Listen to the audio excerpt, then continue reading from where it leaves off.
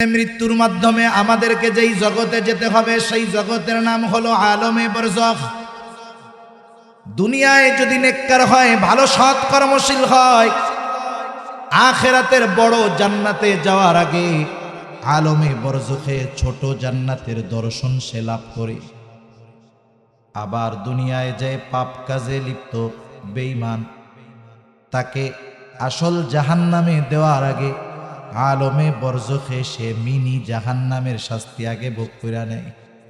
সেই জন্য অনেক মুফাসসিরিনে কেরাম বলেন, মৃত্যু থেকে নিয়ে ওই আসল কিয়ামত পর্যন্ত এই সময়টাকে বলা হয় ছোট আখিরাত। ছোট কিয়ামত এই সময় সংগঠিত হয়ে যায় মৃত্যুর মাধ্যমে। কারণ কোন নেককার যখন মারা যায়, হাদিসের মধ্যে আসছে, যখন তাকে 3 প্রশ্ন করা হয়, এই 3 প্রশ্নের জবাব যখন সে যথাযথভাবে দিয়ে দেয়, আল্লাহ তাআলার পক্ষ থেকে ঘোষণা আসে, সাদাকা আবদি সাদাকা আবদি ফাফরিশুহু মিনাল জান্নাহ ওয়ালবিসুহু মিনাল জান্নাহ ওয়াফতাহু লাহু বাবান ইলাল জান্নাহ। আল্লাহ তাআলার পক্ষ থেকে ঘোষণা আসে, আমার এই বান্দা সত্য বলেছে, তাকে জান্নাত থেকে জান্নাতি পোশাক এনে পরায় দাও, জান্নাতের বিছানা এনে তার কবরের মধ্যে বিছায়া দাও, তার কবরের সাথে জান্নাতের সাথে একটা দরজা খুলে দাও, সে ওইখানে আরামে থাকতে পারে। তাকে বলা হয় তুমি ঘুমাও নতুন দুলা যেমন করে ঘুমায়। সুবহানাল্লাহ। এখন দেখেন, ও মনে করে এটা মনে হয় জান্নাত, কারণ এর চাইতে শান্তির তো আর কিছু হইতে পারে না।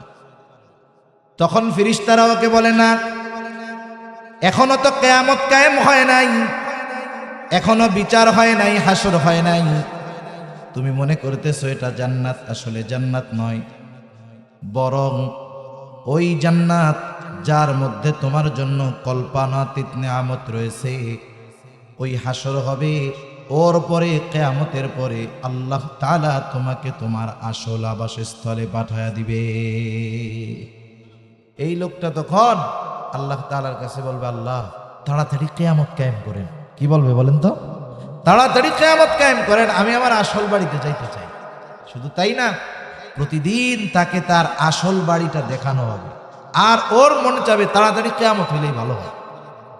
এখন আরেক গুরুত্ব, সে কবর তো আর জান্নাতের বাগান হবে না, ওর কবর হবে জাহান্নামের গর্ত। 3 প্রশ্নের জবাব দিতে পারবে না। বুঝতে হবে দুনিয়াতে পরীক্ষা হয়, পরীক্ষা। বলেন তো, পরীক্ষার হলে যাওয়ার আগে প্রশ্ন কি জানা যায় নাকি? জানা যায় না। বুঝতে হবে, যেই পরীক্ষার প্রশ্ন হলে গেলেই জানা যায়, ওই পরীক্ষা হয় সহজ। কিন্তু যেই পরীক্ষার প্রশ্ন আগেই ফাঁস করে দেওয়া হয়, বুঝতে হবে ওই প্রশ্নের উত্তর জায়গা মতো গিয়ে দেওয়াটা বড় কঠিন। আলহামদুলিল্লাহ, আলহামদুলিল্লাহিল্লাযী হাদানা লিল ইসলাম الذي نزل القرآن هدى للناس وبينات من الهدى والفرقان وخلق الإنسان وكرم وعلمه من البيان ما لم يعلم فسبحان الذي لا يحصى امتنانه باللسان ولا بالقلم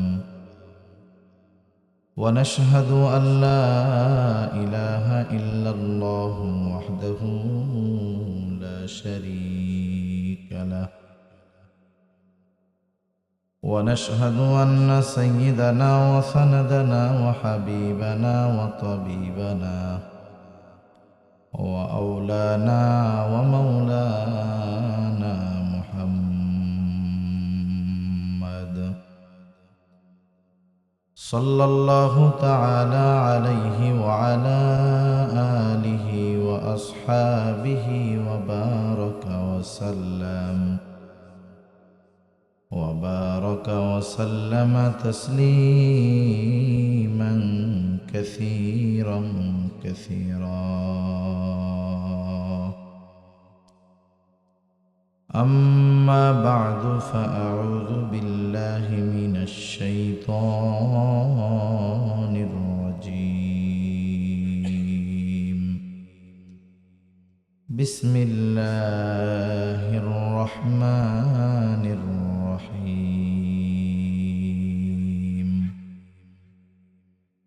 القارعة ما القارعة وما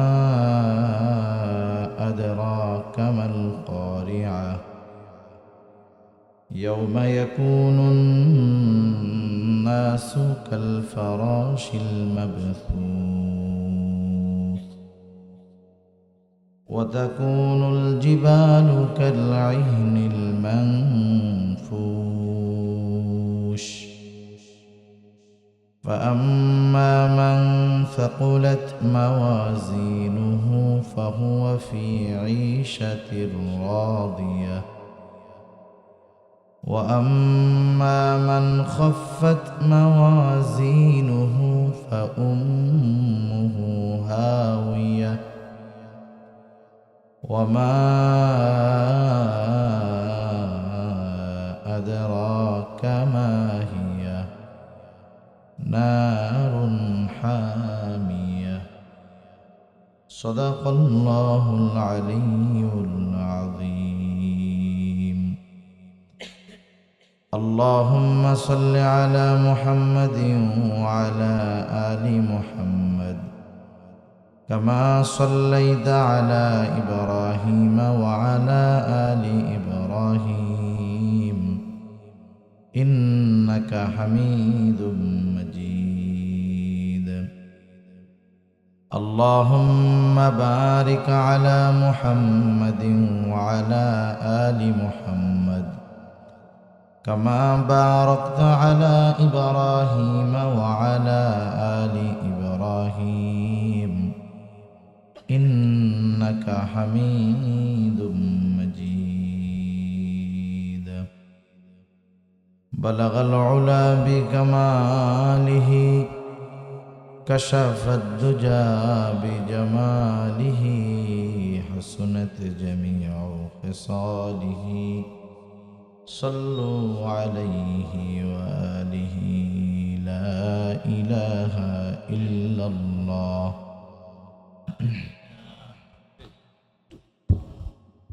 এটার ভোকাল কমায় দেন, আওয়াজটা মাইকের মতো শক্ত করে দেন। لا إله إلا الله لا إله إلا الله لا إله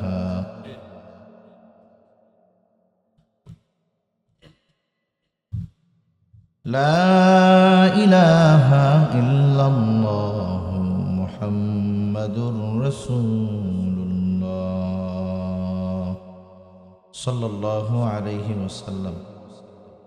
আলহামদুলিল্লাহ, ঐতিহ্যবাহী টাঙ্গাইল জেলার অন্তর্গত সখীপুর থানাধীন ঘাটেশ্বরী যুব সমাজের উদ্যোগে আয়োজিত চতুর্থ বার্ষিক তাফসিরুল কোরআন মাহফিলের সম্মানিত শ্রদ্ধেয় সভাপতি শেখুল হাদিস আলহাজ হজরত মাওলানা আব্দুর রশিদ সাহেব দামত বরকতুহুমুল আলিয়া মুহতামিম ডাবাইল গোহাইল বাড়ি জামিয়া আশরাফিয়া মাদ্রাসা, আমন্ত্রিত ওলামায়ে কেরাম, সামনে উপস্থিত মুরব্বিয়ানে কেরাম, সমবয়সী যুবক বন্ধু, স্নেহের ছোট ভাই এবং পর্দার অন্তরালে অবস্থানরতা সম্মানিত শ্রদ্ধেয়া মা ও বোন, দয়াময় আল্লাহ রব্বুল আলামিনের দরবারে অগণিত শুকর যে মহান মালিক আমাদের হায়াতে বরকত দিয়ে সুস্থ রেখে এতক্ষণ পর্যন্ত বিশিষ্ট ইসলামী চিন্তাবিদ আলহাজ হাফেজ কারি হজরত মৌলানা সাইফুল্লাহ বেলালী সাহেব ইমাম ও খতিব সখীপুর বাজার কেন্দ্রীয় জামি মসজিদ হজরতের জবান থেকে খুবই গুরুত্বপূর্ণ কথা আপনারা শ্রবণ করতেছিলেন। আমিও সেই ধারাবাহিকতায় কিছু কথা আপনাদের খেদমতে পেশ করবার নিয়তে পবিত্র কোরআনুল কারীমের অন্যতম এক প্রসিদ্ধ সূরা আল কারিয়া তিলাওয়াত করেছি। আল্লাহ তাআলার কাছে তৌফিক চাই এই সূরাকে সামনে রেখে আল্লাহ তাআলা কিছু কথা বলার সুযোগ আমাকে দান করেন যে কথাগুলো আমাদের সবার দুনিয়া এবং আখেরাতের জন্য কল্যাণকর হয়। সকলে বলি আমিন। শুরুতে একটা কথা বলার দরকার। প্রজেক্টর চলতেছে, শুনলাম তো আমার আগে আপনাদের এলাকার কৃতি সন্তানদের মুখে। আসলে বিষয় হলো, প্রজেক্টরের মাসালা বলতে গেলে তখন অনেকে ইউটিউবের মাসালা সামনে নিয়ে আসে। প্রজেক্টর এটা নির্দিষ্ট কিছু ব্যক্তির জন্যই দেওয়া হয়েছে। ইউটিউব কোনো নির্দিষ্ট ব্যক্তির জন্য নয়। প্রজেক্টর কিন্তু শ্রবণ করার জন্য দেওয়া হয় নাই, দেওয়া হয়েছে কি জন্য বলেন তো? একটু জোরে বলেন। দেখার জন্য। শোনার জন্য কি আছে? মাইক আছে। কিন্তু বলেন তো, ইউটিউবে কোনো ওয়াজ চালায়া দেখা ছাড়া শোনা যায় কিনা? যায়। তাহলে ইউটিউবের ওয়াজ নারীরা দেখবে না, তারা শুনবে। পুরুষ মানুষ দেখবে, শুনবে। কিন্তু এই প্রজেক্টর এটা শুধুমাত্র আমাদের স্টেজের লোকজনকে দেখানোর জন্য দেওয়া হয়েছে। যারা জায়েজ বলে এটা তাদের ব্যাপার, কিন্তু আমরা এবং আমাদের মুরব্বিয়ানে কেরাম, ওলামায়ে কেরাম প্রজেক্টরের পক্ষে নয়। এই ফতোয়ায় তারা বলছে না জায়েজ। এজন্য এতটুক টাইম লেট করলাম এই কথাটা বলার জন্য, নইলে স্যার বলার সাথে সাথেই আমি বন্ধ করায় দিতাম। এখন অনুরোধ থাকবে, শুধু শোনার ব্যবস্থা রাখেন, প্রজেক্টর উপরের দিক দিয়ে দেন, উপরে দেন, উপরে দেন। প্রজেক্টরের লোক কই? এটা বন্ধ করে দেন, আর নাইলে উপরে দিয়ে দেন, এটা সরায় দেন, শুনবে। কারণ প্রজেক্টর দেওয়া হয়েছে কেন? এটা নির্দিষ্টভাবে মহিলাদের জন্য দেওয়া হয়েছে। সেজন্য মাসালা বুঝতে হবে যে ইউটিউবের মাসালাকে প্রজেক্টরের সাথে মেলানোর কোনো সুযোগ নাই।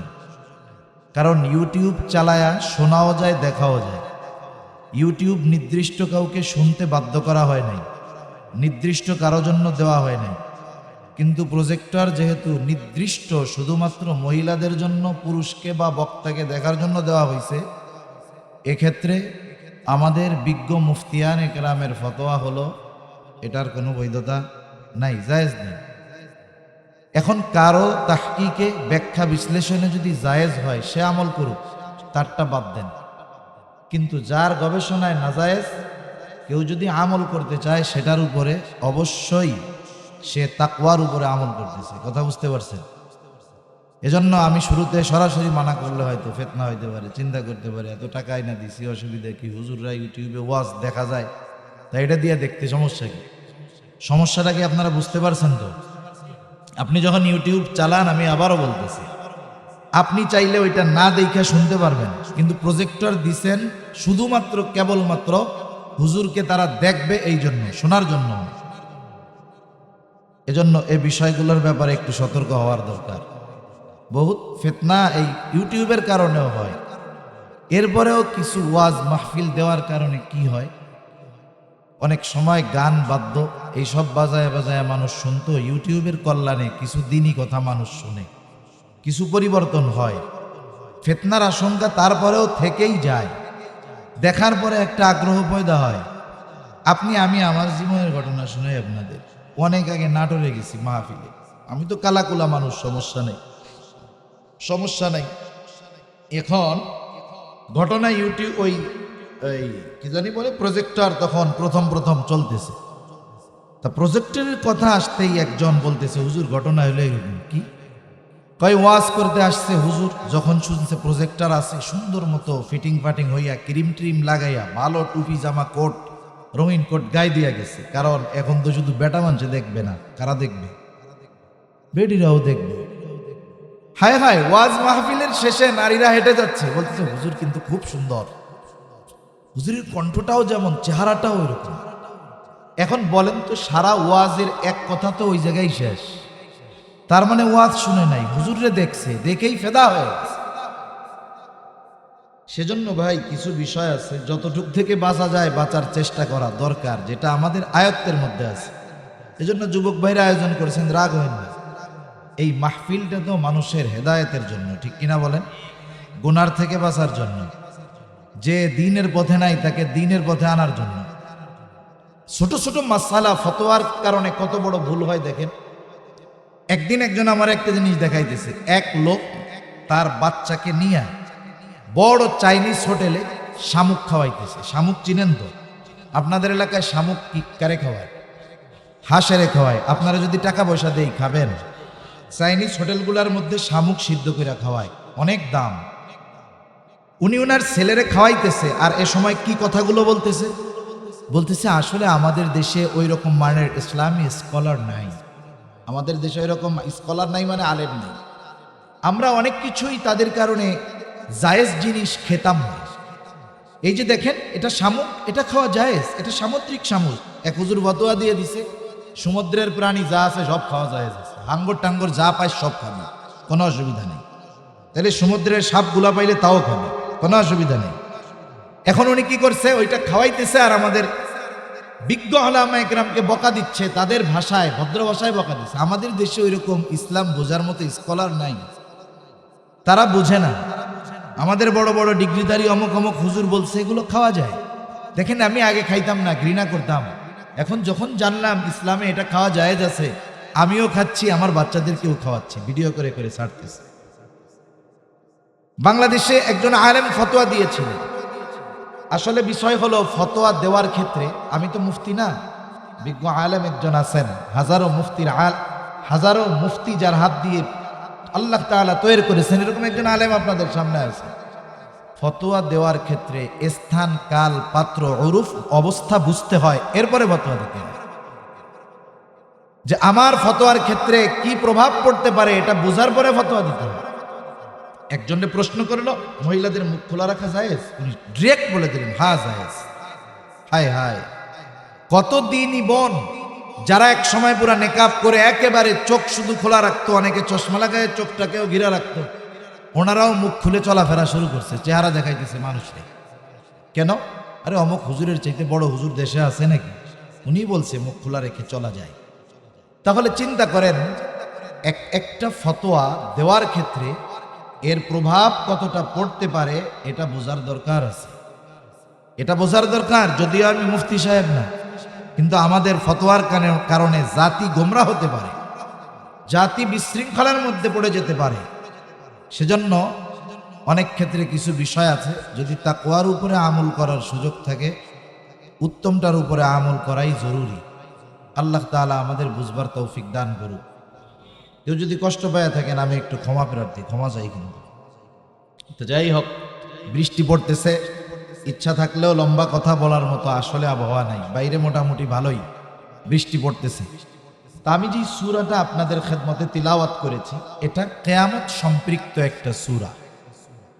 কিয়ামতের কিছু বিষয়ের চিত্র আল্লাহ তাআলা এই কোরআনুল কারীমের সূরা কারিয়ার মধ্যে তুলে ধরেছেন, কয়েকটা বিষয়ের চিত্র। এক নাম্বার হলো কিয়ামত তথা পরকাল। এটা বিশ্বাস করা হলো ঈমানের 6 ভিত্তির অন্যতম একটি ভিত্তি। কোন ব্যক্তি যদি কিয়ামতকে অস্বীকার করে, অথবা কিয়ামতের কোনো অংশকে অস্বীকার করে, মনে করেন সে সব বিশ্বাস করে কিন্তু এইটা বিশ্বাস করে না যে তার দুনিয়ার কর্ম আমল ওজন দেওয়া হবে, এটা বাদে সব বিশ্বাস করে, বলেন তো সে ঈমানদার থাকবে না বেঈমান হবে? কারণ আমাদের আমল যে ওজন দেওয়া হবে হাদিসেও আছে, কোরআনুল কারীমেও স্পষ্টভাবে আছে। এজন্য কিয়ামতের উপরে বিশ্বাস রাখা ঈমানের 6টি ভিত্তির একটি ভিত্তি।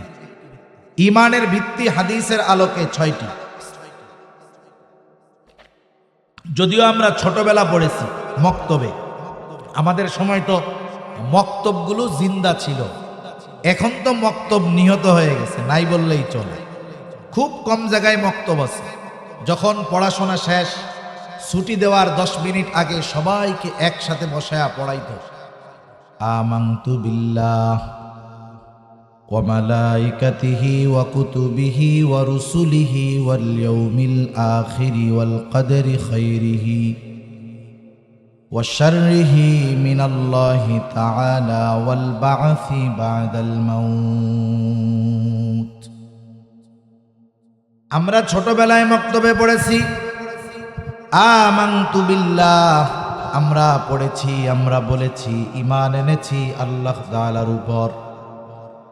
ওয়া মালাইকাতিহি ফেরেশতাগণের উপর, ওয়া কুতুবিহি কিতাব সমূহের উপর, ওয়া রুসুলিহি রসুলগণের উপর, ওয়াল ইয়াউমিল আখিরি কিয়ামতের দিবসের উপর, ওয়াল কদরি খাইরিহি ওয়া শাররিহি মিনাল্লাহি তাআলা, ঈমান এনেছি তাকদীরের সব ভালো মন্দ আল্লাহ তাআলার পক্ষ থেকেই হয়। ওয়াল বা'সি বা'দাল মাউত, মৃত্যুর পরে পুনরায় পুনরুজ্জীবিত হওয়ার উপর। সবাই পড়ছি না আমরা এগুলো? এখানে যদিও 7টা কথা আছে, 7টা বাক্য, কিন্তু 5 নম্বর আর 7 নম্বরটা হলো 2 in 1। ওয়াল ইয়াউমিল আখিরি ওয়াল বা'সি বা'দাল মাউত, এই দুটো মূলত একটা বাক্যের মধ্যেই। এই হিসাবে বাক্য হয় 6টা। হাদিসের মধ্যেও আসছে ঈমানের ভিত্তি হলো 6টা। কেউ যদি এই 6টা ভিত্তি থেকে একটাকে অস্বীকার করে অথবা ওই একটার কোনো একটা অংশকে অস্বীকার করে, নিঃসন্দেহে সে বেঈমান, সে ঈমানদার হতে পারবে না। তাহলে কিয়ামতের উপরে তথা পরকালের উপরে, মৃত্যু থেকে নিয়ে একেবারে এরপরে যা কিছু আছে সব কিছুর উপরে বিশ্বাস রাখতেই হবে। কারণ পরকাল তথা কিয়ামতের উপরে যার যত বিশ্বাস দৃঢ়, দুনিয়ার আমল তার তত সুন্দর। পরকালের ব্যাপারে যার বিশ্বাস যত গভীর, দুনিয়ার মধ্যে তার কর্ম তত সুন্দর, তার আমল তত সুন্দর। এই দুনিয়ায় আমরা কিন্তু চিরদিন থাকতে পারবো না। এ দুনিয়া হলো একটা মঞ্জিল। এই মঞ্জিলের সময় নির্ধারিত করে রেখেছেন আল্লাহ। একটা সময় এই নির্ধারিত সময়টা ফুরায়া যাবে। আমাদের সকলের সময় যখন ফুরাবে, একেবারে যথা সময়ে মালাকুল মউত আমার আপনার প্রাণ হরণ করার জন্য হাজির হয়ে যাবে। আল্লাহ রাব্বুল আলামিন জানায় দেন, ফাইদা জাআ আজালুহুম লা ইস্তাখিরুনা সাআতাও ওয়া লা ইস্তাকদিমুন। একেবারে যথাসময়ে মালাকুল মউত হাজির হবে। এক মুহূর্ত আগেও আসবে না, এক মুহূর্ত বিলম্ব হবে না, যথাযথ সময়ে সে হাজির, আমার আপনার প্রাণ হরণ করে নিয়ে যাবে। যখন কোনো মানুষ মারা যায়, আমাদের অঞ্চলগুলোতে দেখছি মানুষ মারা যাওয়ার পরে মাইকের মধ্যে ওই মানুষের মৃত্যুর খবরটা প্রচার করা হয়। যদি মানুষটা আর একটু প্রখ্যাত বিখ্যাত হয়, সিএনজি ভাড়া নিয়ে মাইক লাগায়া আশেপাশের এলাকায়ও প্রচার করা হয়। ওই সময় বলা হয়, অমক এলাকার অমক আজ বিকাল 5 ঘটিকার সময় ইন্তেকাল করিয়াছে। আগামী দিন সকাল 9টায় অমুক স্কুল মাঠে তার জানাজা অনুষ্ঠিত হবে। ধর্মপ্রাণ সকল মুসল্লিদেরকে উক্ত মরহুমের রূহের মাগফিরাত কামনায় উক্ত জানাজায় শরীক হওয়ার জন্য বিশেষ অনুরোধ করা গেল। এই ঘোষণা দেয় না? আপনাদের অঞ্চলে দেয় তো? এই ঘোষণা দেওয়ার সময় একটা শব্দ বলে ইন্তেকাল। ইন্তেকাল ইন্তেকাল শব্দের অর্থ হলো স্থানান্তরিত হওয়া। তার মানে মৃত্যুর মাধ্যমে একটা মানুষ চূড়ান্তভাবে শেষ হয়ে যায় না, স্থানান্তরিত হয়ে সে আর এক জগতে পদার্পণ করে। মৃত্যুর মাধ্যমে মানুষ স্থানান্তরিত হয়ে যেই জগতে প্রবেশ করে, হাদিসের ভাষায় সেই জগতের নাম হলো আলমে বরজখ। হাদিসের মধ্যে আসছে যে তোমরা কিয়ামত কিয়ামত বলো, আরে মৃত্যুর মাধ্যমেই মানুষ কিয়ামতে প্রবেশ করে। তাহলে মৃত্যুর মাধ্যমে আমাদেরকে যেই জগতে যেতে হবে সেই জগতের নাম হলো আলমে বরজখ। দুনিয়ায় যদি নেককার হয়, ভালো সৎ কর্মশীল হয়, আখিরাতের বড় জান্নাতে যাওয়ার আগে আলমে বরজখে ছোট জান্নাতের দর্শন সে লাভ করে। আবার দুনিয়ায় যায় পাপ কাজে লিপ্ত বেঈমান, তাকে আসল জাহান্নামে দেওয়ার আগে আলমে বরজখে সে মিনি জাহান্নামের শাস্তি আগে ভোগ করে নেয়। সেই জন্য অনেক মুফাসসিরিনে কেরাম বলেন, মৃত্যু থেকে নিয়ে ওই আসল কিয়ামত পর্যন্ত এই সময়টাকে বলা হয় ছোট আখিরাত। ছোট কিয়ামত এই সময় সংগঠিত হয়ে যায় মৃত্যুর মাধ্যমে। কারণ কোন নেককার যখন মারা যায়, হাদিসের মধ্যে আসছে, যখন তাকে 3 প্রশ্ন করা হয়, এই 3 প্রশ্নের জবাব যখন সে যথাযথভাবে দিয়ে দেয়, আল্লাহ তাআলার পক্ষ থেকে ঘোষণা আসে, সাদাকা আবদি সাদাকা আবদি ফাফরিশুহু মিনাল জান্নাহ ওয়ালবিসুহু মিনাল জান্নাহ ওয়াফতাহু লাহু বাবান ইলাল জান্নাহ। আল্লাহ তাআলার পক্ষ থেকে ঘোষণা আসে, আমার এই বান্দা সত্য বলেছে, সত্য বলেছে, তাকে জান্নাত থেকে জান্নাতি পোশাক এনে পরায় দাও, জান্নাতের বিছানা এনে তার কবরের মধ্যে বিছায়া দাও, তার কবরের সাথে জান্নাতের সাথে একটা দরজা খুলে দাও, সে ওইখানে আরামে থাকতে পারে। তাকে বলা হয় তুমি ঘুমাও নতুন দুলা যেমন করে ঘুমায়। সুবহানাল্লাহ। এখন দেখেন, ও মনে করে এটা মনে হয় জান্নাত, কারণ এর চাইতে শান্তির তো আর কিছু হইতে পারে না। তখন ফেরেশতারা ওকে বলে, না, এখনো তো কিয়ামত কায়েম হয় নাই, এখনো বিচার হয় নাই, হাসর হয় নাই, তুমি মনে করতেছো এটা জান্নাত, আসলে জান্নাত নয়, বরং ওই জান্নাত যার মধ্যে তোমার জন্য কল্পনাতীত নিয়ামত রয়েছে, ওই হাসর হবে, ওর পরে কিয়ামতের পরে আল্লাহ তাআলা তোমাকে তোমার আসল আবাসস্থলে পাঠায়া দিবে। এই লোকটা তখন আল্লাহ তাআলার কাছে বলবে, আল্লাহ তাড়াতাড়ি কিয়ামত কায়েম করেন। কি বলবে বলেন তো? তাড়াতাড়ি কিয়ামত কায়েম করেন, আমি আমার আসল বাড়িতে যাইতে চাই। শুধু তাই না, প্রতিদিন তাকে তার আসল বাড়িটা দেখানো হবে, আর ওর মনে চাবে তাড়াতাড়ি কিয়ামত হইলেই ভালো হয়। এখন আর এক গ্রুপ, তো সে কবর তো আর জান্নাতের বাগান হবে না, ওর কবর হবে জাহান্নামের গর্ত। 3 প্রশ্নের জবাব দিতে পারবে না। বুঝতে হবে দুনিয়াতে পরীক্ষা হয়, পরীক্ষা। বলেন তো, পরীক্ষার হলে যাওয়ার আগে প্রশ্ন কি জানা যায় নাকি? জানা যায় না। বুঝতে হবে, যেই পরীক্ষার প্রশ্ন হলে গেলেই জানা যায়, ওই পরীক্ষা হয় সহজ। কিন্তু যেই পরীক্ষার প্রশ্ন আগেই ফাঁস করে দেওয়া হয়, বুঝতে হবে ওই প্রশ্নের উত্তর জায়গা মতো গিয়ে দেওয়াটা বড় কঠিন। 3 প্রশ্ন যদি ফাঁস হয়ে গেছে আমাদের মাঝে, এখন যদি কেউ চিন্তা করে যে 3 প্রশ্ন তো ধুমসে মুখস্থ করব, কবরের মধ্যে তো হুজুরের কাছ থেকে শুনছি, যাওয়ার পরে ফেরেশতা আসবে, এই 3 প্রশ্নই তো করবে, আর কি করবে? জিজ্ঞাসা করার আগেই বলবো, শোনো তোমার প্রশ্ন করা লাগবে না, এই যে হলো উত্তর। বলেন তো সম্ভব? দুনিয়ায় তো অনেকে পরীক্ষায় পাশ করার জন্য নকল লেখা নিয়ে যায়, দেখেন না? যদি হলের মধ্যে ওই চিন্তা করে যে পরীক্ষার হলে কবরের মধ্যে তো এই 3 প্রশ্ন করবে, যদি ভুইলাই যাই, ওসিয়ত যদি কইরা যায় যে আমি মরার পরে সুন্দর মতো ওই 3 প্রশ্নের উত্তর লেখা আমার কাফনের মধ্যে দিয়া দিস, বলেন তো যদিও নকল লেখা নিয়ে যায়, ওইখানে গিয়ে কি জবাব দেওয়া সম্ভব? কিছু প্রশ্নের জবাব আছে এগুলো লেখাপড়ার সাথে সম্পৃক্ত, আর কিছু প্রশ্নের জবাব আছে লেখাপড়া না, এটা আমলের সাথে সম্পৃক্ত। কবরের 3 প্রশ্নের উত্তর সম্পৃক্ত হলো আমলের সাথে। কিসের সাথে? আমলের সাথে। ওই 3 প্রশ্নের আলোকে দুনিয়ায় যারা আমল করবে, তারা পড়া লাগবে না, জানা লাগবে না, ওইখানে গিয়ে প্রশ্ন করলেই জবাব দিতে পারবে। সুবহানাল্লাহ।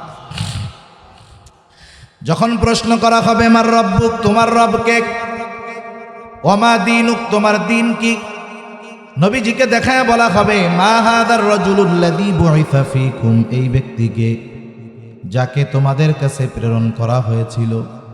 যে জবাব দিল তার অবস্থা তো জানলাম, কিন্তু যে জবাব দিতে পারবে না সে বলবে লা আদরি, আমি কিছুই জানি না। আল্লাহ তাআলার পক্ষ থেকে ঘোষণা আসবে কাযাবা আবদি কাযাবা আবদি ফাফরিশুহু মিনান নার ওয়ালবিসুহু মিনান নার ওয়াফতাহু লাহু বাবান ইলান নার। আল্লাহর নবী জানায় দেন, ঘোষণাকারী ঘোষণা দিবে, আমার এই বান্দা মিথ্যা বলেছে, মিথ্যা বলেছে। জাহান্নাম থেকে আগুনের পোশাক এনে একে পরায় দাও, জাহান্নাম থেকে আগুনের বিছানা এনে বিছায় দাও, এবং তার কবরের সাথে জাহান্নামের সাথে একটা দরজা খুলে দাও।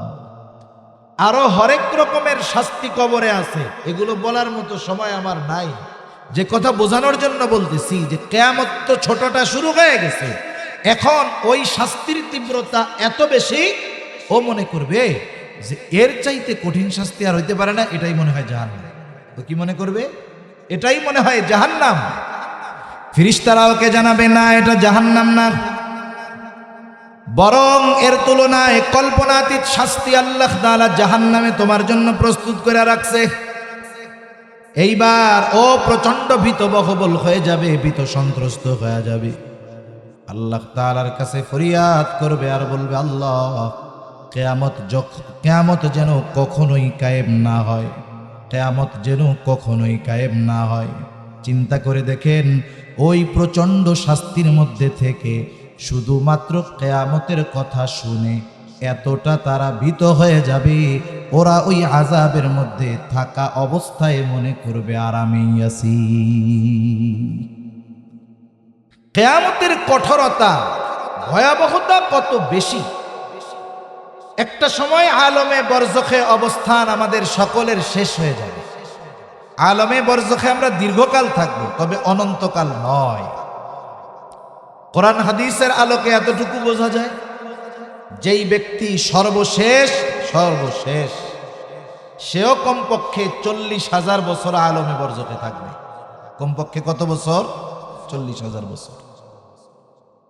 আল্লাহ রাব্বুল আলামিন কোরআনুল কারীমের মধ্যে জানায় দেন, وَنُفِخَ فِي الصُّورِ فَصَعِقَ مَنْ فِي السَّمَاوَاتِ وَمَنْ فِي الْأَرْضِ إِلَّا مَنْ شَاءَ اللَّهُ ثُمَّ نُفِخَ فِيهِ أُخْرَى فَإِذَا هُمْ قِيَامٌ يَنْظُرُونَ। আল্লাহ রাব্বুল আলামিন জানায় দেন, এখানে দুইটা সিংহায় ফুৎকারের কথা আসছে। প্রথমবার সিংহায় ফুৎকারের মাধ্যমে কি হবে আল্লাহ তাআলা বলেন, ফাসাইকা মান ফিস সামাওয়াতি ওয়া মান ফিল আরদ ইল্লা মান শাআল্লাহ। প্রথমবার সিংহায় ফুৎকারের মাধ্যমে আসমান জমিনের মাঝে যত প্রাণী আছে, যত প্রাণ আছে, আল্লাহ তাআলা যা চান, যেগুলো চান সেগুলো ছাড়া সব প্রাণ সিংহায় ফুৎকারের আওয়াজে অজ্ঞান হয়ে যাবে। মুফাসসিরিনে কেরাম বলেন, ওই বিকট আওয়াজে প্রথম তারা অজ্ঞান হবে, এরপরে মৃত্যু ঘটবে, সর্বশেষ মানুষটাও দুনিয়া থেকে ইন্তেকাল করবে। এর মধ্যে অতিবাহিত হয়ে যাবে কমপক্ষে 40,000 বছর। দ্বিতীয়বার ইসরাফিল আলাইহিস সালাতু ওয়াস সালাম পুনরুত্থান দিবস তথা ওই কিয়ামতের জন্য আবার সিংহায় ফুৎকার দিবে। একটা দিয়া শেষ, এর মধ্যে বিরতি, আরেকটা দিয়ে হবে বড় কিয়ামতের শুরু। কথা বুঝতেছেন? পরিস্থিতি কি হবে তখন? আল কারিয়া, মহাপ্রলয়, ঠকঠককারী, এইরকম কয়েকটা শব্দের দ্বারা আল্লাহ তাআলা কিয়ামত শব্দই বুঝিয়েছেন। যেমন ইদা ওয়াকাআতিল ওয়াকিআ, আল হাক্কা, মহাসত্য, এটার দ্বারা উদ্দেশ্য কিয়ামত। সাখা, ফাইদা জাআতিস সাখা, এই যে কর্ণ বিদারণকারী আওয়াজ, এগুলোর দ্বারা উদ্দেশ্য কিয়ামত। আল্লাহ সুবহানাহু ওয়া তাআলা বুঝাচ্ছেন যে কিয়ামতের আগে ভীত বহবল হবে মানুষ, বিকট আওয়াজ হবে, প্রচন্ড ঠক ঠক করা আওয়াজ হবে। এর মূল অর্থ হলো ঠকঠককারী, দরজায় খুব জোরে কষাঘাতকারী এমন আওয়াজ। অনেক সময় দেখেন না, যখন আমরা আকাশে মেঘের আওয়াজ হয়, এত জোরে আওয়াজ হয় যে একজন সাধারণ মানুষও ওই আওয়াজের পরে পরাণ ভয়ে কাঁপতে থাকে। হয় কি হয় না? কিয়ামতের আগে সিংহায় ফুৎকারের মাধ্যমে, এই বিকট আওয়াজের মাধ্যমে আমাদেরকে কিয়ামতের জন্য প্রস্তুত করা হবে। সিংহায় ফুৎকার প্রথমটা হোক আর দ্বিতীয়টা হোক। দ্বিতীয়বার সিংহায় ফুৎকার দিবে, ইসরাফিল আলাইহিস সালাম। তখনের অবস্থা কি আল্লাহ তাআলা বলেন, সুম্মা নুফিখা ফীহি উখরা ফাইযা হুম কিয়ামুন ইয়ানজুরুন। অতঃপর পুনরায় যখন আবার সিংহায় ফুৎকার দেওয়া হবে, প্রত্যেকের অবস্থান স্থল থেকে উঠে দাঁড়ায়া যাবে। মানুষের অবস্থা কি? ওই আওয়াজটা এত বিকট হবে, মানুষেরা ভীত সন্ত্রস্ত হয়ে যাবে। আল্লাহ তাআলা এই কথাগুলোর দ্বারা বারবার আমাদেরকে কিয়ামতের ভয়াবহতার কথা স্মরণ করায় দেন। আল্লাহ তাআলা বলেন, আল কারিয়াহ মাল কারিয়াহ ওয়া মা আদরাকা মাল কারিয়াহ। পরপর 3 আয়াতেই আল্লাহ তাআলা কারিয়া শব্দটাকে এনেছেন। কারণ কি? কারণ হলো যখন কোনো বিষয়ের অতি গুরুত্ব কেউ বোঝাতে চায়, একটা শব্দ সে বারবার ব্যবহার করে, একটা কথা সে বারবার বলে। রাসূলুল্লাহ সাল্লাল্লাহু আলাইহি ওয়াসাল্লাম যখন কোনো বিষয় সাহাবায়ে কেরামের দৃষ্টি আকর্ষণ করে বলতেন এবং বিষয়টার অধিক গুরুত্ব বোঝাতে চাইতেন, নবীজিও তখন ওই কথাকে পরপর 3 বার পুনরাবৃত্তি করতেন। আমরাও করি গুরুত্ব বোঝানোর জন্য। যখন আল্লাহ তাআলা করছেন পরপর 3 বার একই শব্দের পুনরাবৃত্তি, বুঝতে হবে কিয়ামত কত জটিল আর কঠিন জিনিস, ঠিক কিনা বলেন? আল্লাহ রাব্বুল আলামিন বলেন, আল কারিআহ মহাভীতি প্রদর্শনকারী। ওয়ামা আদরা মাল কারিআহ কি সেই মহাভীত প্রদর্শনকারী? ওয়ামা আদরাকা মাল কারিআহ। আল্লাহ তাআলা বলেন, কে আপনাকে জানাবে যে এই মহাভীত প্রদর্শনকারী কি জিনিস? এক কথায় এর দ্বারা উদ্দেশ্য হলো কিয়ামতের ভয়াবহতা, কিয়ামতের দিন মানুষের অবস্থা কি হবে সে কথা আল্লাহ তাআলা আরো এক জায়গায় জানায় দেন। ওই যে দেখেন, মানুষ মারা যাওয়ার পরে 2 অবস্থা।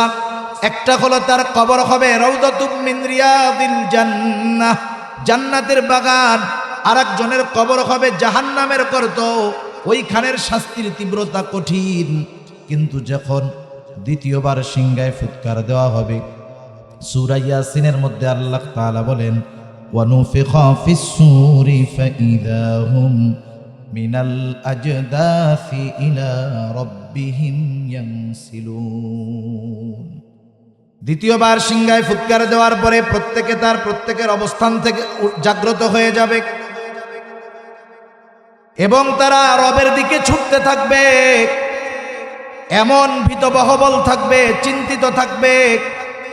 রাসূলুল্লাহ সাল্লাল্লাহু আলাইহি ওয়াসাল্লাম বলেন, কিয়ামতের দিন সবাই বিবস্ত্র অবস্থায় উঠবে, বস্ত্রহীন অবস্থায় উঠবে।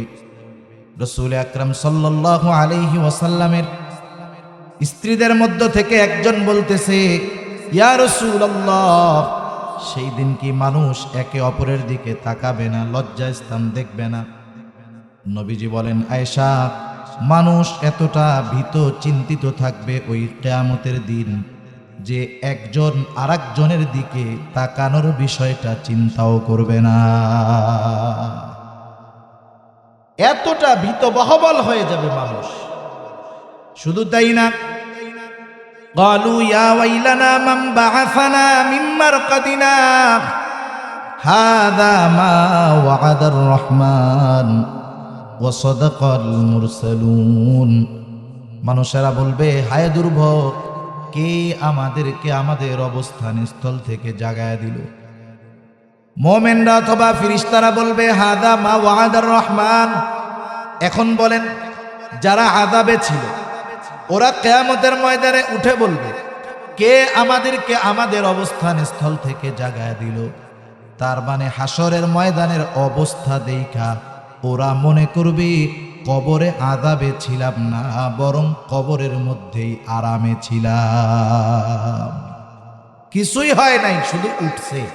ওই যে আওয়াজে উঠে গেছে, ওই আওয়াজ, অবস্থা, আবহাওয়া, পরিবেশ তাদের অন্তরের মধ্যে এমন ভীতি সঞ্চার করছে যে কবরের মধ্যে আযাবে ছিল সেটাই তারা ভুলে গেছে। সুবহানাল্লাহ। আমরা কথাগুলো বলতেছি, শুনতেছি, কিন্তু কথা বলার দ্বারা, শ্রবণ করার দ্বারা বাস্তব অবস্থা অনুধাবন করা যায় না, বাস্তব অবস্থাটা বোঝা যায় না। এটা তো আমরা বলতেছি, কিন্তু বাস্তবতা উপলব্ধি হবে ওই সময়। আপেল সামনে নিয়ে যতই ওয়াজ করা হোক, যত ভালো ওয়াজ করুক, বলেন তো আপেলের স্বাদ কি বোঝানো যাবে নাকি? এটা তো খাইলেই বোঝা যাবে।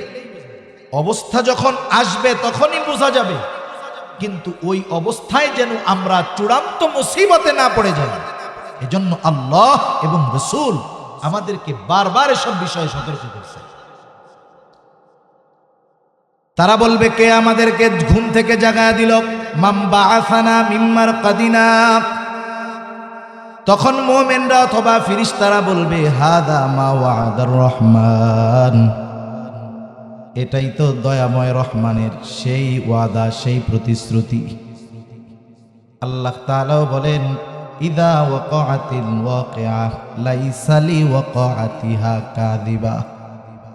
এই কিয়ামত সংগঠিত হবেই, এটা কখনো মিথ্যা হবে না, অবশ্যই হবে।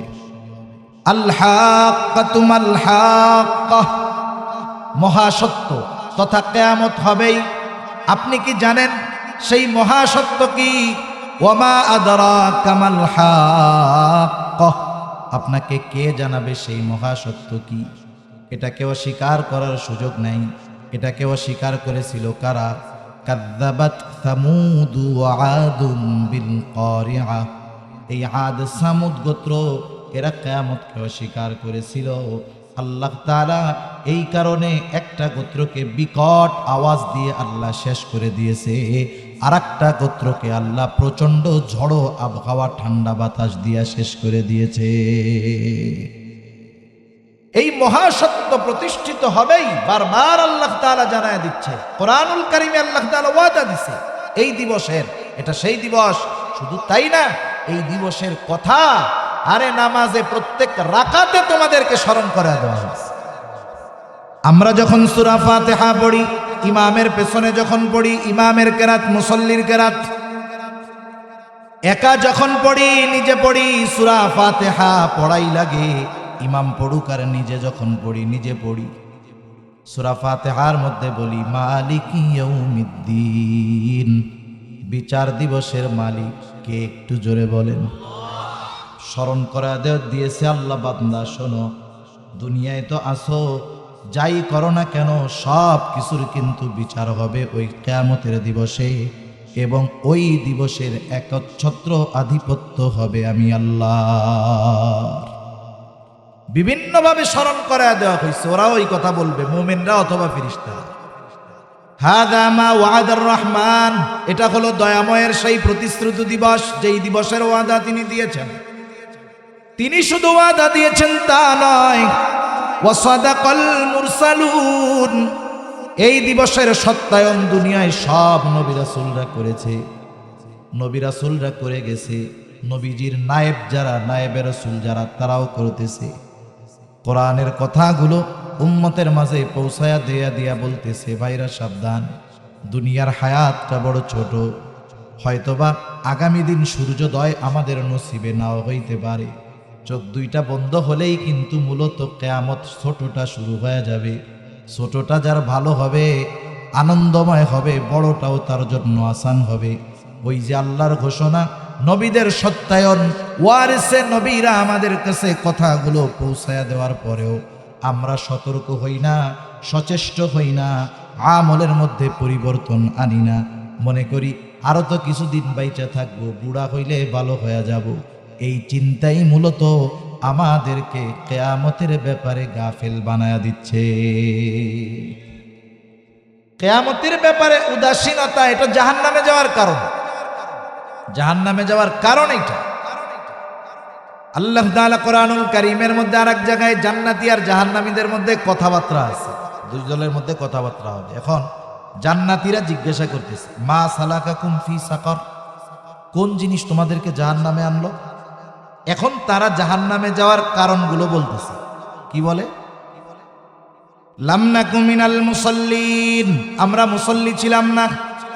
ওয়ালাম নাকু নুতঈমুল মিসকিন, মিসকিনদের খানা খাওয়াইতাম না। ওয়া কুন্না নাখুদু মাআল খায়িদিন, অনর্থক অহেতুক কথাবার্তায় যারা লিপ্ত থাকতো তাদের সাথে গিয়ে আমরাও বসতাম। ওয়া কুন্না নুকাযযিবু বিয়াউমিদ্দিন, আমরা কিয়ামতের দিবসের ব্যাপারে অবিশ্বাসী ছিলাম। কোন কোন মুফাসসির বলেন বিষয়টা দুই ভাবে হতে পারে। একটা হলো একেবারে বিশ্বাসই করতাম কিয়ামত বলে কিছু নাই, ওর তো আর ছাড় নাই, অনন্তকাল জাহান্নাম। আরেক দল হতে পারে বিশ্বাস করতো ঠিক কিন্তু উদাসীন ছিল, কিয়ামতের ব্যাপারে বিশ্বাস করতো যে হবে কিন্তু ও ব্যাপারে কোনো চেত বেদ নাই, চিন্তা ভাবনা নেই, এরাও দীর্ঘকাল জাহান্নামে থাকে। তাহলে চিন্তা করে দেখেন ওই কঠিন মুসিবতের দিন মানুষেরা যখন উঠবে, প্রচন্ড রকমের ভীত সন্ত্রস্ত হয়ে যাবে, বিক্ষিপ্ত পঙ্গপালের ন্যায় ছুটতে থাকবে। আল্লাহ তাআলা সেই কথাই বলেন, ইয়াউমা ইয়াকুনুন নাসু কাল ফারাশিল মাবথুস, বিক্ষিপ্ত পঙ্গপালের ন্যায় মানুষ ছুটতে থাকবে হাসরের ময়দানে। সবাই উঠে দৌড়াবে একদিন, অবস্থা কি বলবে, হায় রে কি হচ্ছে এগুলো। আল্লাহ তাআলা সূরা জিলজালের মধ্যে বলেন, যখন জমিন তার মধ্যে অবস্থিত সব ভারী জিনিসগুলো উদ্গীরণ করে দিবে। মুফাসসিরিনে কেরাম বলেন এটা হতে পারে মানুষের দেহ লাশ, হতে পারে দুনিয়ার জমিনের নিচে সেই খনিজ পদার্থগুলো, স্বর্ণের খনি, যা দামি দামি জিনিস আছে উদ্গীরণ করে দিবে। মানুষ দেখবে আর কি বলবে, ওয়াকালাল ইনসানু মা লাহা, হায় রে এগুলো কি, এগুলোর জন্যই তো দুনিয়া শেষ করলাম, এগুলোর জন্যই তো আমরা দুনিয়ায় মারামারি হানাহানি করলাম, আর আখিরাতের জন্য কিছুই সঞ্চয় করার সুযোগ পাইলাম না। মানুষেরা বিক্ষিপ্ত পঙ্গপালের ন্যায় ছুটতে থাকবে। ওই দিবসের আর এক নাম হলো ইয়াউমুল হাসর, একত্রিতকরণ দিবস। ওই দিবসের এক নাম হলো ইয়াউমুল জাযা, প্রতিদান দিবস। এগুলো সব কিয়ামতের দিবসের নাম। প্রতিদান দিবস কেন?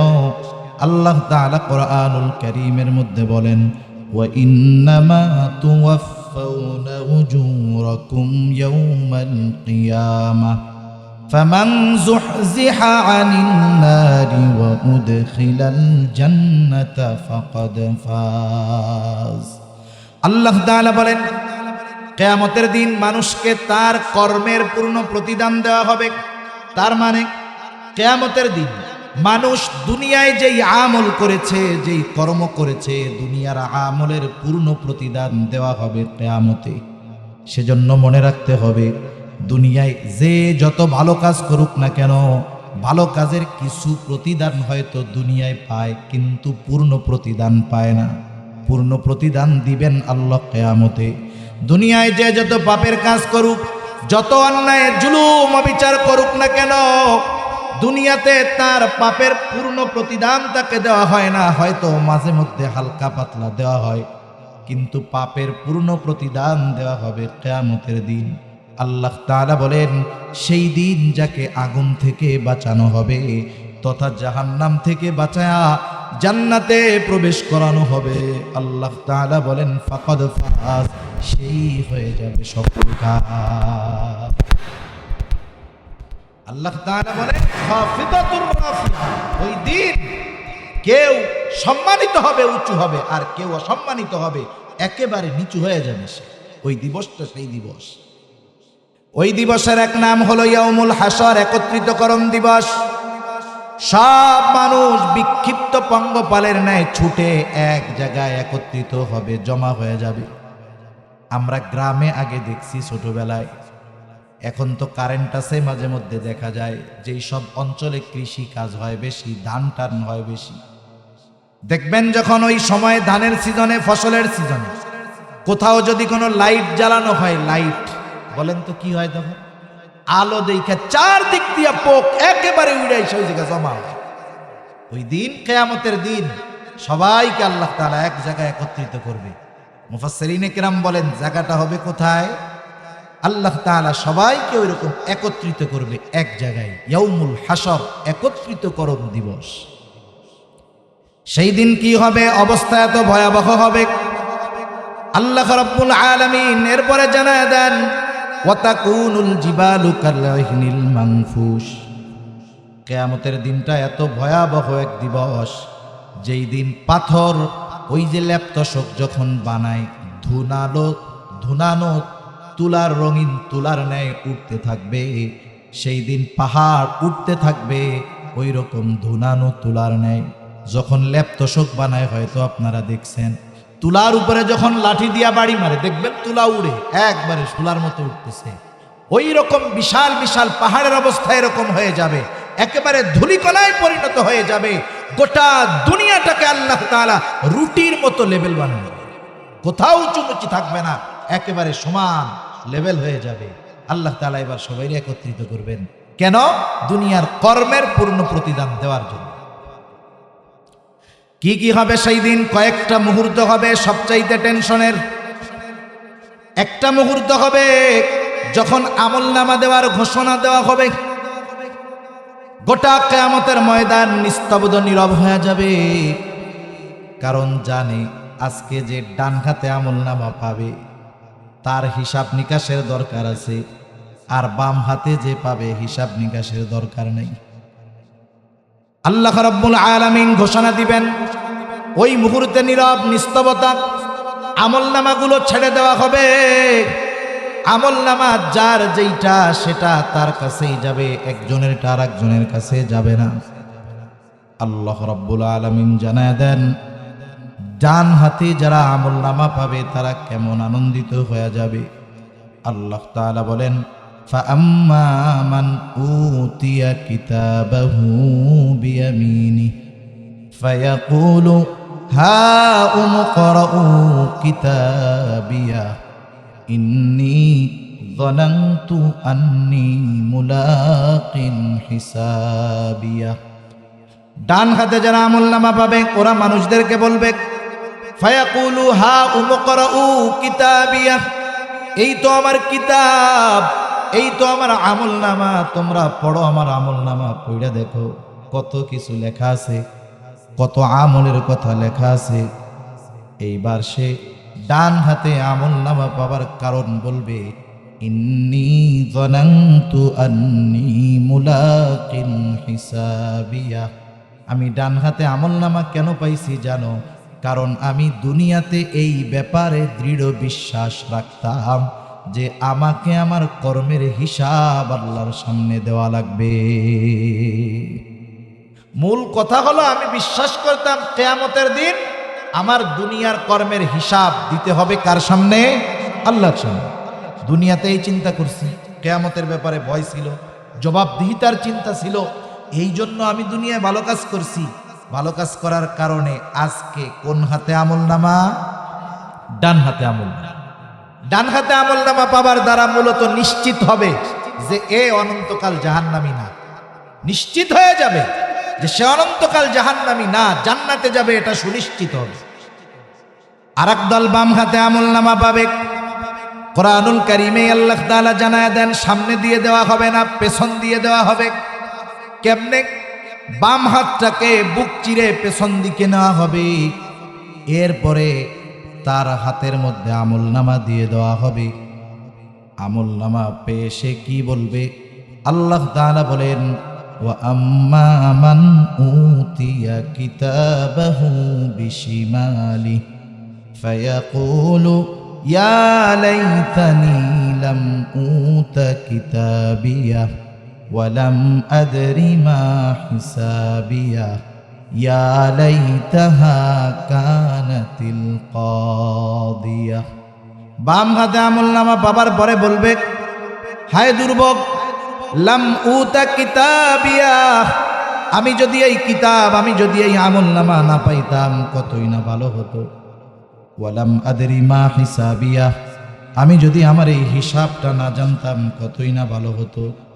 ইয়া লাইতাহা কানাতিল কাদিয়া, এর আগে যদি আমার চূড়ান্তভাবে মৃত্যু হয়ে যাইত, অর্থাৎ ওই প্রথম মৃত্যুটাই যদি আমাকে পুরোপুরি নিশ্চিহ্ন করে দিত কতই না ভালো হতো।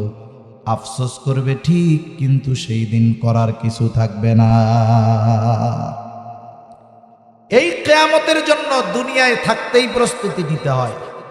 ওই দিন যেন আমলনামা বাম হাতে না যায়, ডান হাতে আসি, এই জন্য প্রস্তুতি নিতে হয়। দুনিয়ায় মরার পরে নিলে হয় না।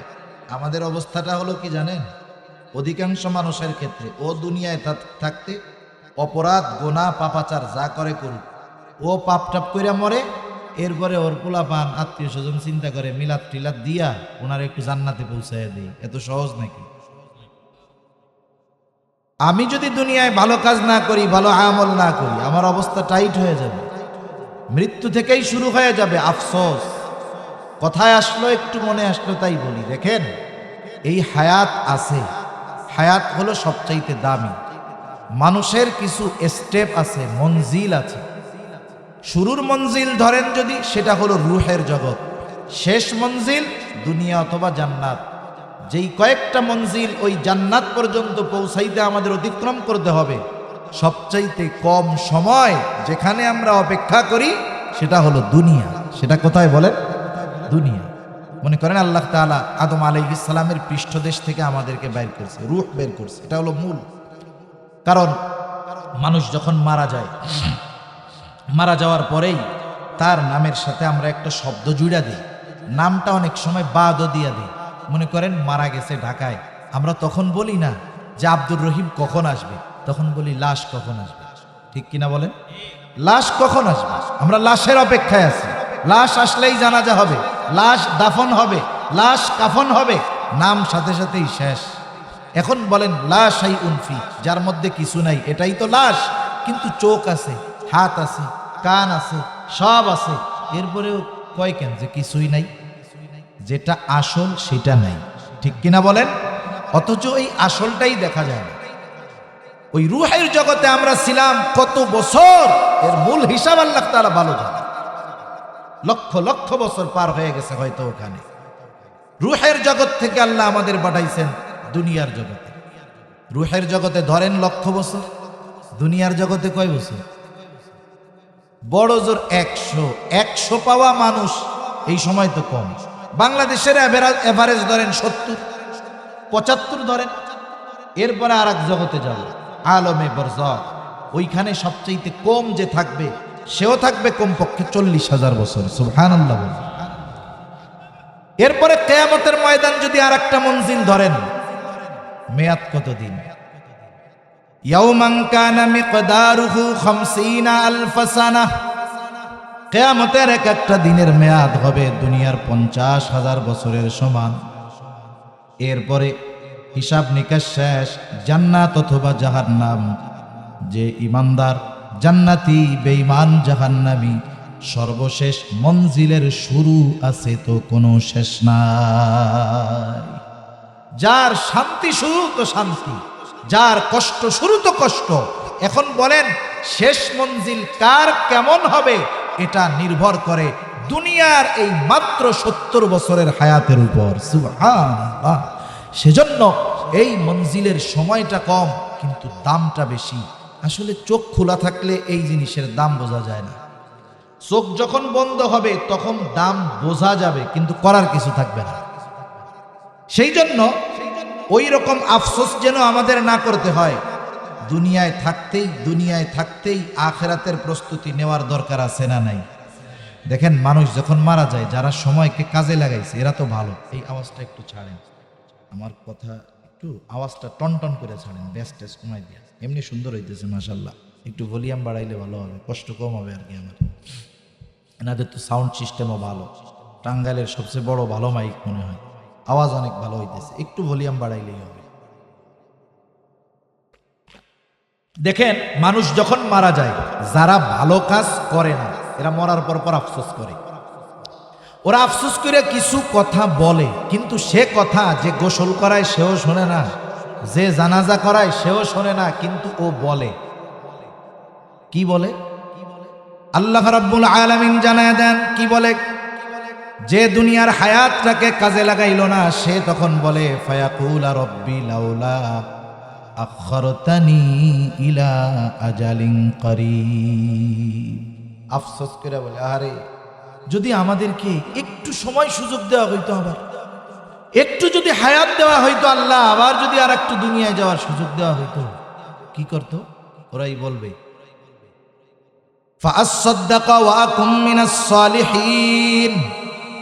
আমরা সম্পদ শেখ থেকে দান সাদাকা করতাম, নেক কাজ কইরা সৎকর্মশীলদের অন্তর্ভুক্ত হয়ে যাইতাম। যদি একটু সুযোগ আবার দুনিয়ায় যাওয়ার দেওয়া হইতো, ওই মানুষটা ওই সময় দুনিয়ার এই হায়াতের মূল্য বুঝবে, কিন্তু তার করার কিছু থাকবে না। সেজন্য ওই জিনিস যার জন্য মানুষ মরার পরে আফসোস করে, সেটা তো আলহামদুলিল্লাহ আমাদের কাছে এখন আছে, হায়াতটা আছে না। এখন যদি কাজে না লাগাই, আখেরাতের পাথেও যদি সংগ্রহ না করি, এটা বোকা। নবীজি বলেন, তোমরা তো ভাবো চালাক, যে অল্প দিনে টাকা পয়সা ধন দৌলত উপার্জন করছে, এটা তোমরা ভাবো মনে হয় খুব চালাক। আসলে ও চালাক না। চালাক হলো কে?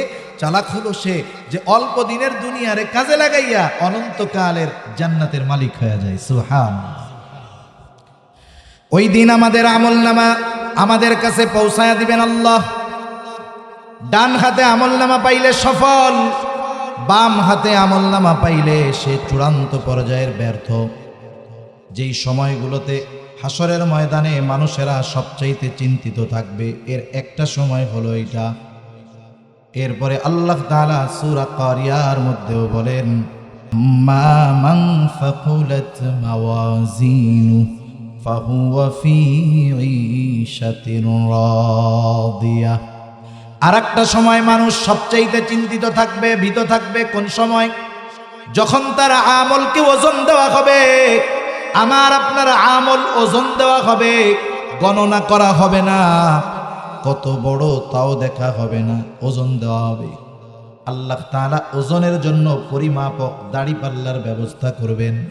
আল্লাহ সুবহানাহু ওয়া তাআলাও জানায় দেন, ওয়া নাযাউল মাওয়াজিনাল কিসত লিয়াউমিল কিয়ামাতি ফালা তুযলামু নাফসুন শাইআ وإن كان مثقال حبة من خردل أتينا بها وكفى بنا حاسبين।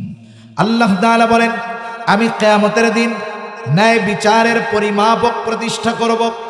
কিয়ামতের দিন ন্যায় বিচারের আদালত প্রতিষ্ঠা করব।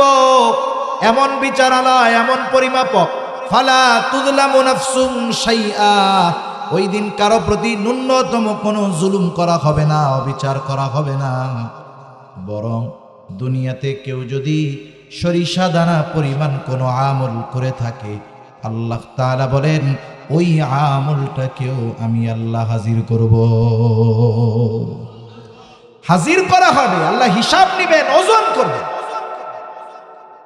আল্লাহ তাআলা কেমন সূক্ষ্মদর্শী। হযরত লোকমান, নাম শুনছেন না হযরত লোকমানের? হযরত লোকমান, কেউ কেউ বলেন উনি নবী ছিলেন, কেউ বলেন নবী না, কিন্তু অধিকাংশ মুফাসসিরিন কেরামের মত উনি নবী ছিলেন না, তবে একজন প্রজ্ঞাবান ব্যক্তি ছিলেন।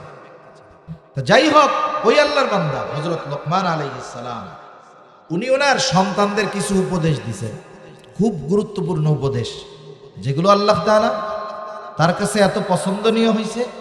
হযরত লোকমানের নামে একটা সূরা নাজিল করে হযরত লোকমান তার সন্তানদের যেই উপদেশগুলো দিছে, ওই উপদেশগুলো আল্লাহ তাআলা ওই জায়গায় আমাদের জন্য নাজিল করেছেন। সুবহানাল্লাহ।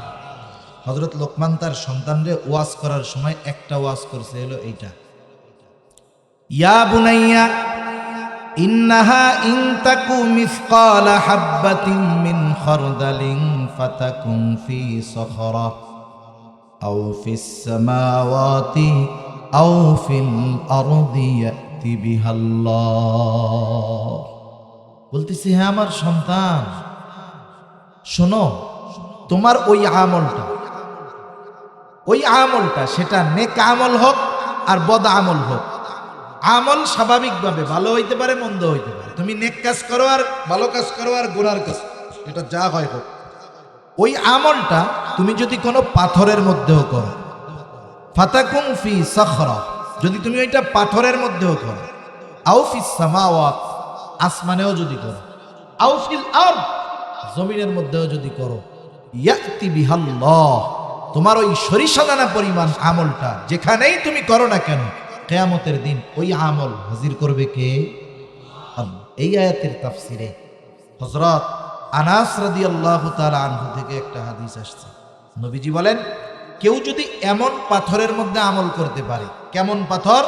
যেই পাথরের দরজাও নাই, জানালাও নাই, মানে ঢোকারও ব্যবস্থা নাই, বের হওয়ারও ব্যবস্থা নাই। বলেন তো ওই রকম পাথরের মধ্যে যাওয়া কারো দ্বারা সম্ভব?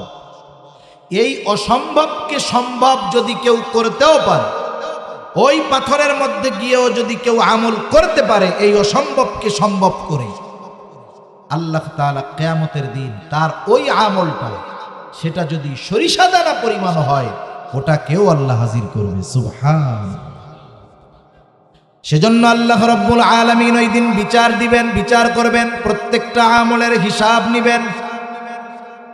আমার আপনার আমলগুলোকে ওজন দেওয়া হবে। ওজন, হাদিসের মধ্যে আসছে ওজন দেওয়া হবে। সবচাইতে বেশি ওজন হবে কোন আমল? যেখানে হঠাৎ করে আসলো তাই বলি। চিন্তা করে দেখেন, নবীজির কাছে প্রশ্ন করতেছে আবু হুরায়রা রাদিয়াল্লাহু তাআলা আনহুর হাদিস।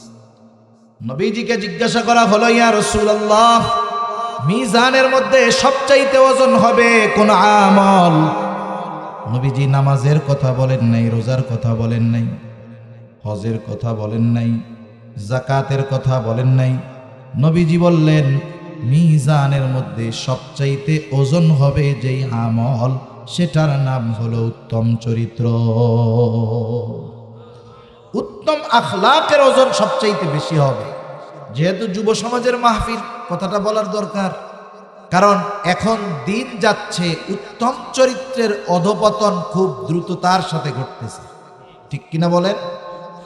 সব ক্ষেত্রে ওস্তাদের সাথে ছাত্রের আচরণ, বড়র সাথে ছোটর আচরণ, বাবার সাথে ছেলের আচরণ, প্রতিবেশীর সাথে আচরণ, আত্মীয় স্বজনের সাথে আচরণ, দিন যাচ্ছে আরো খারাপ হইতেছে, ঠিক কিনা? কোন আমরা স্কুলে আমরাও পড়ছি, আমরা অমুসলিম শিক্ষকের কাছেও পড়ছি। শিক্ষক হিসাবে তাকে যতটুকু শ্রদ্ধা করার দরকার করছে। সাইকেল চালাইছি, কোনোদিন কোনো ছাত্র দেখছি যে ওই শিক্ষক অমুসলিম হোক, একদিন পড়ছি, অথবা একই স্কুলে পড়ায়, আমাদের ক্লাস নাই, তারে দেখার সাথে সাথে অনেক দূর থেকে এই সাইকেল থেকে নেমে গেছে। যতটুকু সম্মান শ্রদ্ধা করার করছি। কোনো অপরাধ করতেছি, দুষ্টমি করতেছি, এমনি মুরব্বী আসতেছে তার সম্মানার্থে আর করি নাই। এখন তো যা হয় এগুলো বলার আর কিছু নাই। তা যাই হোক, আমাদেরকে উত্তম আখলাকের অধিকারী যদি হতে পারি, চেষ্টা যদি চালায়া যাই, ওইটা হবে মিজানের মধ্যে সবচাইতে ওজনদার এক আমল। সুবহানাল্লাহ। তাহলে আমল বড় কিনা এটা হবে না, গোনাও হবে না, আমলকে কি করা হবে? ওজন দেওয়া হবে, ওজন দেওয়া হবে। আর আমল তো ওজনদার হয় ইখলাস, সাথে সাথে নবীজির সুন্নাহ, এই দুইটার সংমিশ্রণ যেই আমলের মধ্যে ঘটে, ওই আমলটা ওজনওয়ালা আমল হয়ে যায়। আর যদি ইখলাস না থাকে, ওই আমল আমার নাজাতের তো কারণ হবেই না, বরং ওই আমলটা আমার জাহান্নামে যাওয়ার কারণ হয়ে দাঁড়াতে পারে, ঠিক কিনা বলেন?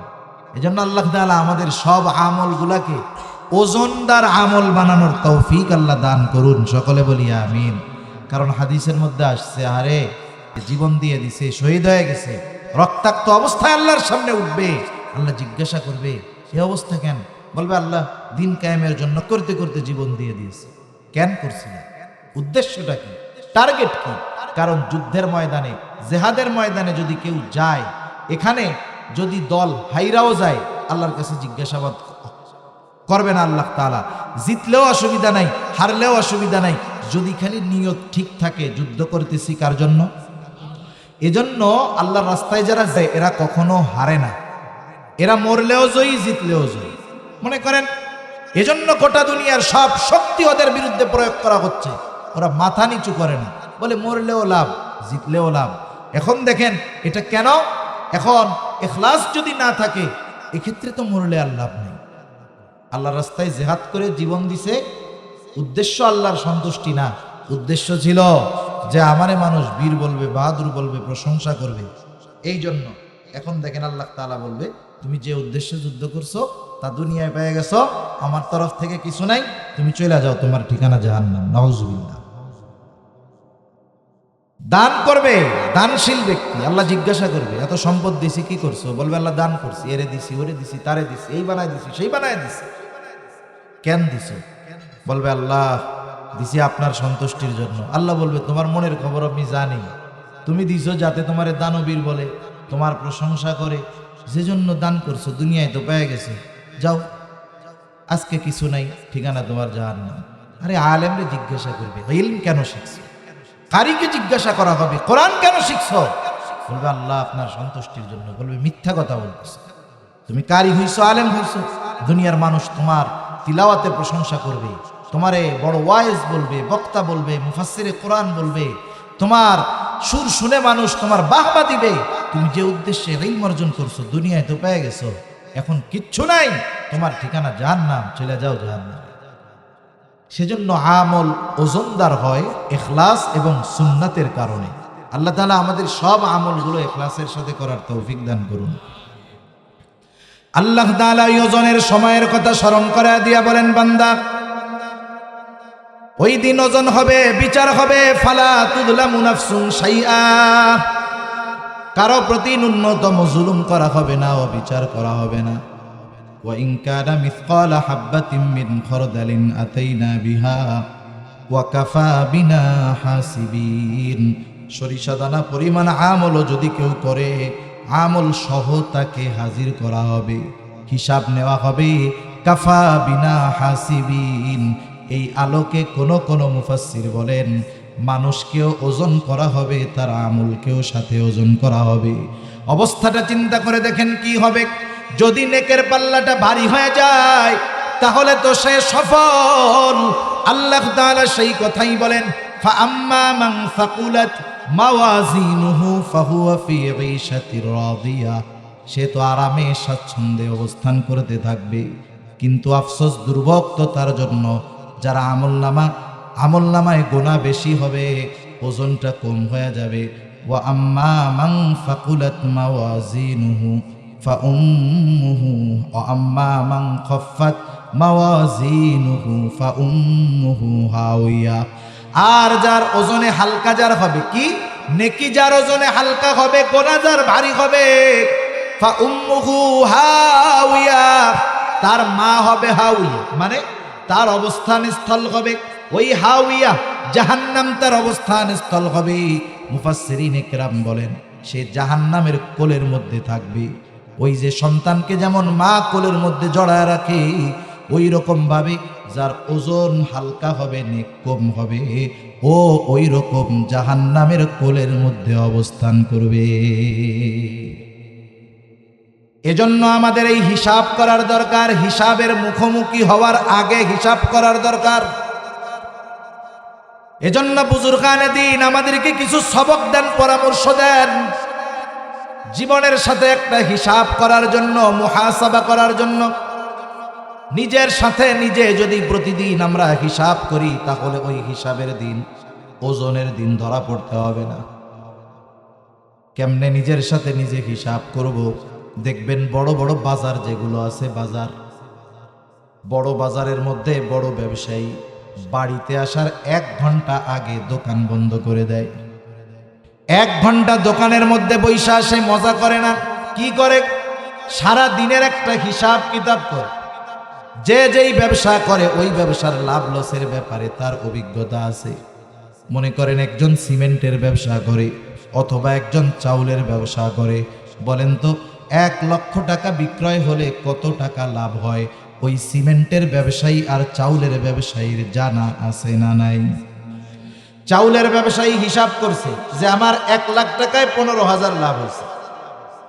দোকানদার যারা, এরা হিসাব করে সাধারণত বিক্রয়, বাকি আর ক্রয়, এই 3 হিসাব বেশি করে। এখন বিক্রয় হয়েছে 1 লাখ, লাভ আছে কত? 15,000, তাই না? এখন দেখে বাকির খাতায় গেছে 20,000। বলেন তো আজকে লাভ পকেটে আছে নাকি আসল থেকে আরো 5,000 গেছে?